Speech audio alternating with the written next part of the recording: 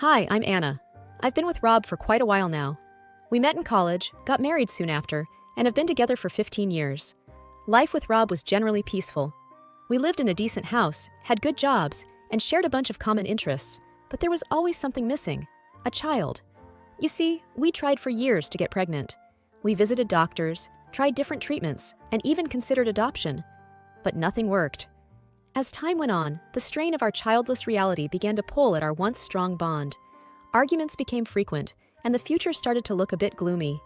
But then, one day, something changed. It was a regular Wednesday morning. I woke up feeling a little queasy. Thinking it was something I ate, I brushed it off. But then I remembered I had missed my period. Could it be? I quickly rummaged through the bathroom cupboard and found a leftover pregnancy test from years ago. Without wasting a moment, I used it. Waiting for the result felt like the longest 3 minutes of my life. When I finally dared to look, it was positive. My heart raced. We were pregnant. The joy, the excitement, the fear, it all rushed in. I had to tell Rob.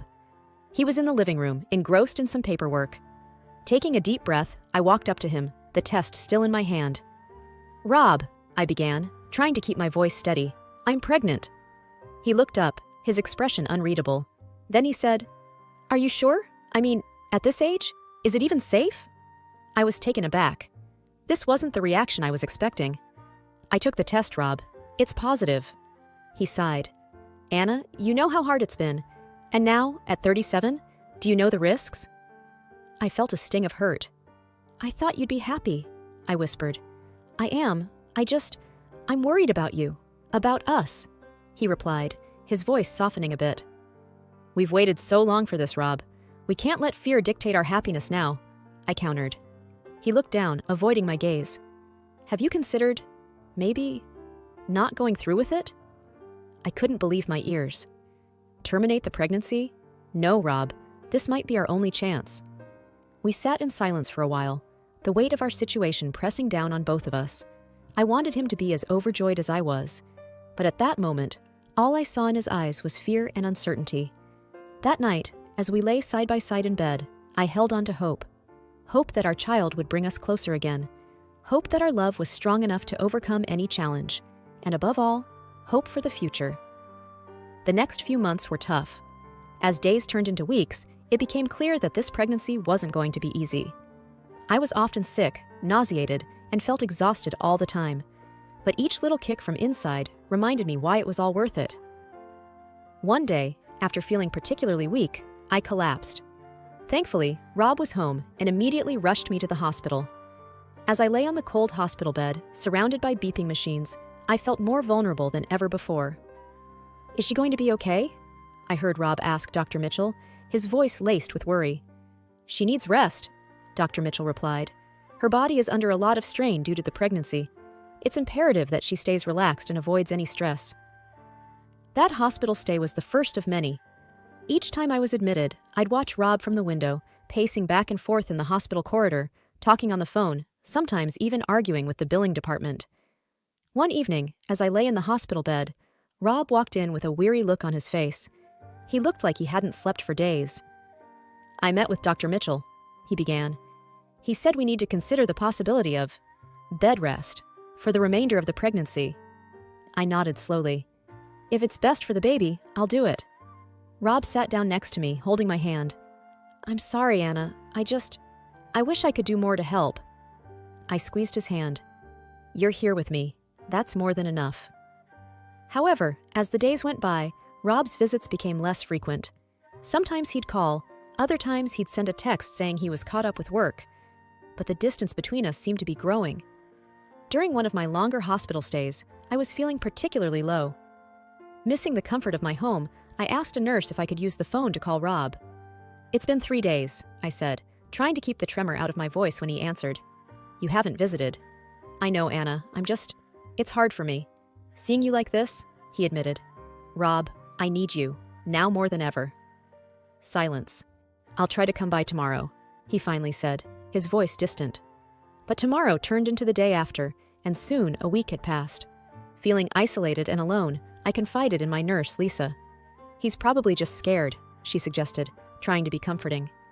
Sometimes, when people can't handle situations, they distance themselves. One morning, after a particularly difficult night, Dr. Mitchell came into my room. "I think it's time we discuss the birth plan, Anna," he began cautiously. "There are some decisions to be made." Rob, despite his absences, was there for that discussion. We sat, hand in hand, listening to our options, praying for the strength to make the right choices. Days turned into weeks, and as the date approached, I felt a mix of excitement and apprehension. But I held on to hope, believing that once our child arrived, everything would fall into place. Little did I know, the hardest part of our journey was yet to come. The first moments of holding my daughter, Emma, in my arms were moments of pure bliss. Her tiny fingers, her soft cooing sounds, it felt like a dream. But that dream was quickly shattered by Dr. Mitchell's grim announcement. "Anna, Rob," he began with a heavy sigh, "there are some concerns regarding Emma's health. We've observed some abnormalities that suggest she might have a severe condition." Rob's face paled. "What are you talking about?" "We'll need to run more tests to be certain, but it's important you're both prepared," Dr. Mitchell replied, his voice gentle but firm. That evening, as I cradled Emma, Rob walked into the room, a storm brewing in his eyes. He looked at me, then at Emma, and took a deep breath. "Anna," he started, his voice shaking. "How could you? Giving birth at this age? We knew the risks." Tears welled up in my eyes. "Rob, I thought we wanted this. I thought we wanted a family." He was nearly shouting now. "You should have considered an abortion. Why bring a child into the world with so many complications? Because of your selfishness, we now have a possibly sick child to look after." I was shocked. "Rob, she's our daughter. We should be together in this, not pointing fingers." His face was red with anger. "I can't believe I'm in this situation. I can't raise a child with potential disabilities. It's not the life I imagined." As the weight of his words sank in, a cold dread filled my heart. "So, what are you saying?" Rob hesitated for a moment. "I don't think I can do this. I can't be here, not like this." It felt like the floor had been pulled from beneath me. "You're abandoning your daughter because she might be different?" He looked away, unable to meet my gaze. "I just can't handle it, Anna."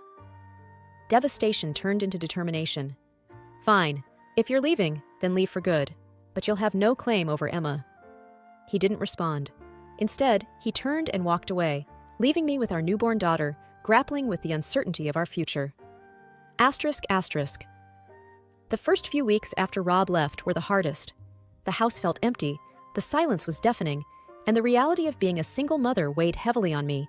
But every time I looked into Emma's big, innocent eyes, I felt a surge of determination. I was going to make sure she had the best life possible, no matter what it took. My sister Linda was a godsend during this time.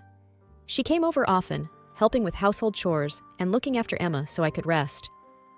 One evening, as I was feeding Emma, Linda walked in, holding 2 mugs of hot cocoa. "Anna," she began gently, "you need to think about the future. Have you considered finding a place of your own?" I sighed, looking around the home that held so many memories. "I've thought about it, but the thought of leaving this place, it's just hard." Linda took my hand. "I know, but think about Emma. This house will always remind you of Rob and everything that happened. You both deserve a fresh start." She was right. I needed to let go of the past and focus on building a new life for Emma and me. The search for a new place wasn't easy. With my limited savings and no job, options were limited. But then, one day, Linda called me excitedly. "Anna, you won't believe what I found. There's a small house for rent in my neighborhood. It's perfect for you and Emma." I went to see the house the very next day. It was a cozy 2-bedroom place with a small garden in the back. The landlord, Mrs. Peterson, was a kind, elderly lady who lived next door. "Linda speaks very highly of you," Mrs. Peterson said, smiling warmly. "The place is yours if you want it." I felt tears of gratitude welling up. "Thank you, Mrs. Peterson. This means so much to me." Moving in was hectic, but with Linda's help, we managed. As I set up Emma's room, filling it with toys and her tiny clothes, a sense of peace washed over me. This was our home, our sanctuary. Linda popped her head into the room. "How's it going in here?" I smiled, hugging Emma close. "It's perfect. I can't thank you enough." She hugged us both. "That's what family is for. You're not alone in this, Anna. Remember that." Days turned into weeks, and life began to settle into a new routine. Morning walks with Emma, visits to the local park, and coffee dates with Linda became our new normal. One day, as Emma and I were playing in the garden, Mrs. Peterson walked over, holding a tray of freshly baked cookies. "Thought you two could use a treat," she said, smiling. I smiled back, taking a cookie. "Thank you, Mrs. Peterson. It's delicious." She chuckled. "Call me Ellie. Feels strange being called Mrs. Peterson by my new neighbor." We chatted as Emma giggled and played. Ellie shared stories of her own children, offering advice and wisdom. I felt a connection, a sense of community that had been missing for so long. As the days went by, the pain of the past began to fade. With the support of my sister and new friends like Ellie, I realized that while one chapter of my life had closed, another, even more beautiful one, was just beginning. Emma's first birthday was just around the corner, and I was deep in preparations. Ellie and Linda offered their assistance, suggesting ideas for decorations and games. As the day drew nearer, I found myself reflecting on the whirlwind of the past year.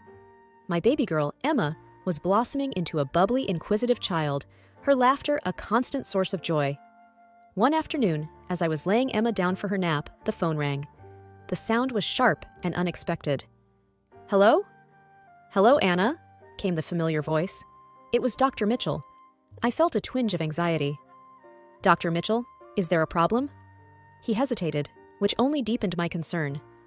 "Anna, I need you to come to the hospital. There's something about Emma we need to discuss." I felt my heart in my throat. "Is she okay?" His voice was thick with regret. "Please come in. We need to talk face to face." Linda agreed to watch Emma while I rushed to the hospital. The drive felt much longer than it was, my mind racing with worst-case scenarios. Dr. Mitchell greeted me in his office, his usually calm face lined with worry. "Anna, I'm so sorry to call you in this way." My patience was thinning. "What's going on?" Taking a deep breath, he began. "There's been a grave error. The initial tests we ran on Emma after her birth got mixed up with another baby's." My confusion grew. "Meaning?" He met my gaze, his eyes filled with regret. "Emma is healthy, Anna. She doesn't have any medical condition. I can't express how deeply sorry I am." The weight of his words hit me hard. "You mean to tell me I've lived this past year under false assumptions? My life turned upside down because of this?" His voice was barely above a whisper. "Yes, and it's my responsibility. I can't begin to fathom the pain this has caused." I thought of Rob, of the bitterness and the pain. This mistake, it's shattered my life. Dr. Mitchell looked defeated.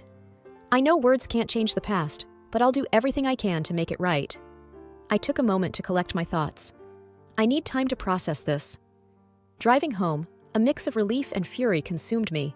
Yet, seeing Emma's joyful face as I walked in grounded me. She was my world, and she was okay.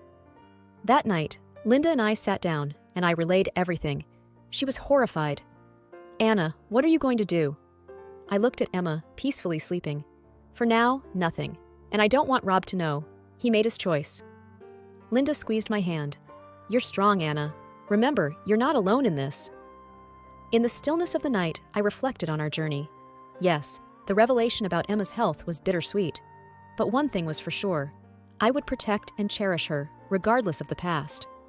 The swift passage of time amazed me. Before I knew it, Emma was already 5 and gearing up for her first day of school. My feelings were a whirlwind of pride, hope, and the natural apprehension of a mother. At breakfast, a few days before school, Emma gazed at me, her eyes shimmering with anticipation. "Mom, will I be going to school like other kids?" I smiled warmly. "Yes, sweetie. In just a few days, you'll be starting." Her face lit up. "Will I find friends there? Will they like me?" Touched by her innocence, I assured her, "Emma, you're such a lovely girl. Of course, they'll adore you." On her first day, dressed in her new school uniform with a pink backpack hanging from her shoulders, Emma paused at the school gates. With a quiver in her voice, she admitted, "Mommy, I'm scared no one will talk to me." I crouched to her eye level. "Honey, always remember to be yourself. You're amazing, and they'll see that. Just give it some time." Her small hand waved goodbye as she joined the bustling crowd of students. I watched her until she was out of sight, my heart heavy with the typical worries of a parent. A few weeks later, Emma was all excitement and stories about her new friend Sophia. Their adventures during breaks, their shared love for painting, and their little secrets. One day, she bounced home asking, "Mom, can Sophia come over tomorrow?" Delighted at her blossoming friendship, I agreed. "Absolutely. I'm eager to meet your new buddy." The next afternoon was filled with their giggles and playful shouts. From the corner of my eye, I noticed their genuine bond and thought of how childhood friendships were so pure and uncomplicated. As the sun dipped, a car pulled up. Emma, holding Sophia's hand, led her to the door. To my shock, standing there were Rob and a young woman, presumably his new wife. Emma, inside. Now. Rob's voice was curt. Sophia, sensing the tension, looked worriedly between her parents and me. Daddy, I had so much fun. Emma's my best friend. Rob's gaze was cold. Sophia, we've talked about this. You shouldn't play with ... inferior children. His voice dripped with disdain, making it clear whom he referred to. I felt a rush of anger. Before I could retort, the young woman, probably trying to mediate, gently tugged at Sophia's hand. Come, dear, let's go home. Emma stood close to me, her eyes filled with confusion and hurt. As the car drove away, she whispered, Mom, why did he say that? Holding her close, I replied, Sometimes, sweetie, people don't say the nicest things, but always remember, you're wonderful, just the way you are. That evening, as I tucked Emma in, I promised myself that no matter what, I'd always protect her from the cruel judgments of the world. Only days after the incident, my phone buzzed with an unknown number. I hesitated, then answered, Hello? A woman's voice, soft yet firm, responded. Hi, this is Emily, Sophia's mother. Can we talk? Surprised, I replied cautiously. Of course. What's on your mind? She hesitated. I'd rather discuss this face to face. Can we meet tomorrow? There's a cafe around the corner from your house. After a moment, I agreed. All right, see you at 10 a.m.? The next morning, I saw Emily waiting. She looked out of place, her pristine appearance contrasting with the laid-back vibe of the cafe. As I approached, she stood up, offering a polite, if slightly forced, smile. Thank you for coming, she began, her eyes searching mine. After the other day, I couldn't shake off a nagging feeling that there's more to the story than Rob's told me. I took a deep breath. I'm not one to spread tales, but since Sophia is involved, I think you should know. She leaned forward, anticipation evident. Please, tell me everything. Over the next hour, I unfolded our past. How Rob and I had struggled with fertility, my unexpected pregnancy, his disinterest, the misdiagnosis, his leaving, and my subsequent journey with Emma. I made sure to be factual, not letting emotion color the narrative. Emily sat stunned. He never told me any of this. He said you were the one who left him, and he always painted such a rosy picture of your marriage. I shrugged. Sometimes, people craft stories to cope, or to hide. She looked defeated.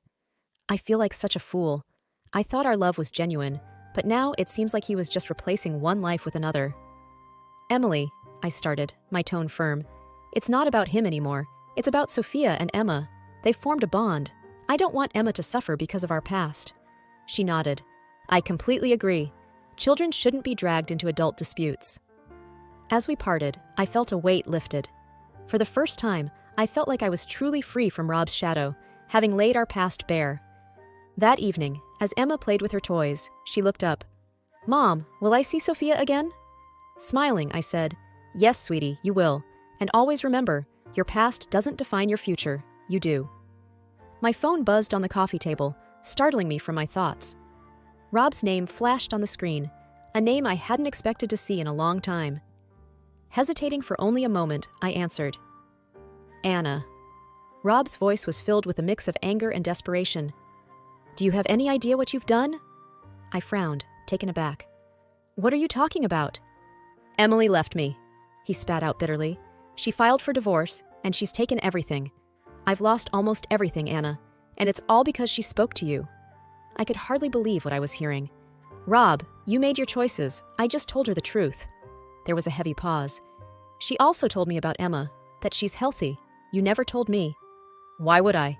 After everything you said, after everything you did, you didn't deserve to know, I retorted. Rob's voice grew softer, almost pleading. Anna, I made a mistake. I realize that now. I want to be there for Emma. I want to be there for you. We can be a family again. I scoffed in disbelief. Now that your life's in shambles, you suddenly want us back? You're unbelievable, Rob. Anna, I know I messed up, but I've changed. Please, give me a chance. I could feel anger rising in me. You walked out on us, Rob. You called our daughter inferior and turned your back. Now that your little fairy tale with Emily has ended, You think you can just waltz back into our lives? Think again. He sounded desperate now. I was wrong, Anna. I see that now. Can't you give me another chance? No, I replied firmly. Emma and I have moved on. We're doing just fine without you, and we don't need or want you in our lives. But Anna... It's over, Rob. Goodbye. I ended the call, my heart racing. I took a deep breath, letting the emotions wash over me. Emma and I had each other, and that was all that mattered. I wouldn't let Rob's selfishness disrupt our peace. Whatever challenges lay ahead, we'd face them together.